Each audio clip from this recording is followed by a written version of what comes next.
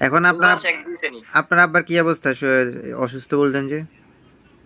আমরা দুর্বল আছে এই জায়গায়। ওই অত ঐরকম কিছু না, মানে দুর্বল অনেক। মানে আচ্ছা, আচ্ছা, দুর্বল। মানে বুড়ো হইলে যা হয় আরকি। সবসময় অসুস্থ। কিন্তু এক্কারে আগে যে পাতলা পায়খানা আমার ৩ সপ্তাহ হইছিল, হুম, হুম। ওইটা একটু কমছে ওষুধ যাক, খাইয়া। ঠিক ওগুলো আছে? সমস্যা। আমাশা হইলে এখন এই যেহেতু সমস্যা। মেডিকেল আছে স্যালাইন-ট্যালাইন দিলে হুম।